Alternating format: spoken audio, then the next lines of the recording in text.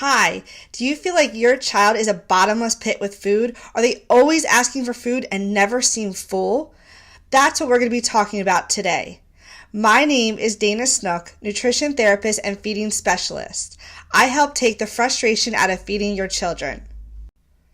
If this is something you can relate to, it's important that you watch this video and learn why your child might be asking for more food and what things you can do to help them feel more secure with food.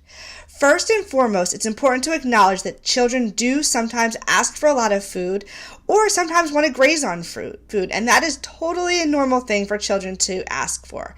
However, as parents, it's our job to figure out if they're actually hungry and if they're really needing more food at those times. Children have a hard time, especially young children, toddlers and preschoolers, have a hard time understanding what hunger is and what other feelings they could be having. So if your child is constantly coming to you, you just fed them, they're coming to you a half hour later and saying they're hungry, it's important to look at, are they actually hungry, or there might be some other type of emotion coming up. One of the examples and where the light bulb went off for me as a parent was that there was a time when my daughter was probably a toddler, somewhere in the 2-year-old range, and she came to me and she said, "I'm hungry," but I had just fed her a meal about a half hour before. And then after she said she was hungry, she kind of melted down because I said that you just ate. So what it taught me was that I realized that she wasn't actually hungry, she was tired. And so what I was able to do is to help to bridge those feelings for her and say, "Aubrey, I don't actually think that you're hungry right now. I think what you're feeling is tired." Now, what would be the disadvantage if you fed your child food when they were actually tired and not hungry? It comes down to allowing children to understand the difference between their feelings. And as parents, we have to kind of help them along with that and bridge those feelings. A child, when they're actually tired, but we're feeding them when they're hungry, we're teaching them when they feel like this, they need to eat. And that could set them up for some long-time emotional eating. So if we feed children every time they're having an emotion, whether it be happy, sad, tired, we're teaching them when they feel this way, they should eat. And it's not allowing them to separate their hunger, their fullness from their emotions. Children need to know food security, and food security means having consistent meals and consistent snacks throughout the day so they know when the next meal is and when the next snack is. Children benefit, especially in toddler and preschool years, having meals every 2 to 3 hours.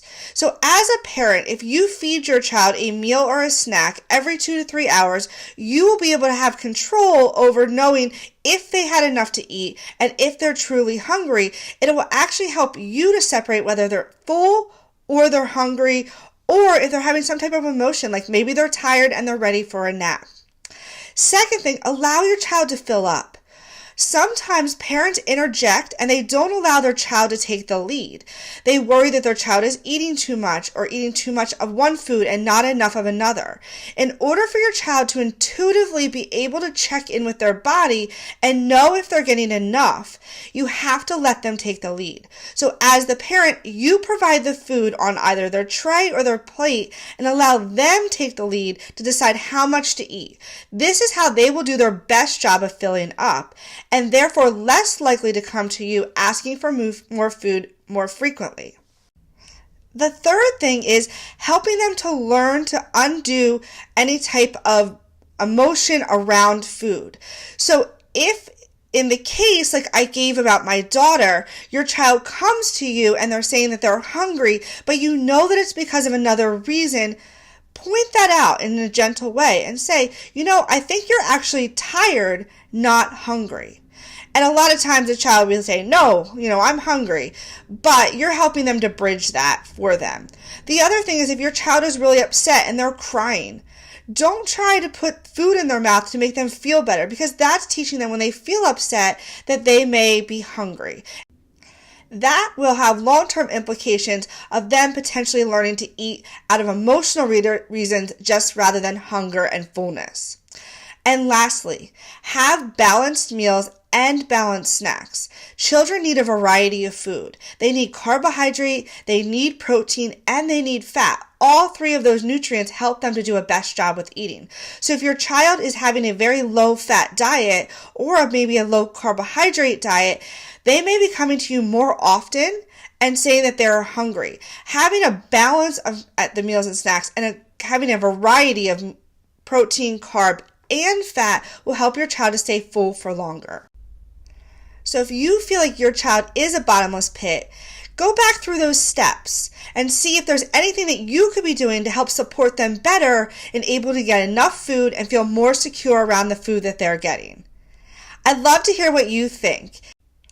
Hit the subscribe button below because every week I'll be here giving you tips on how to take the frustration out of feeding your family. Have a great day. Bye-bye.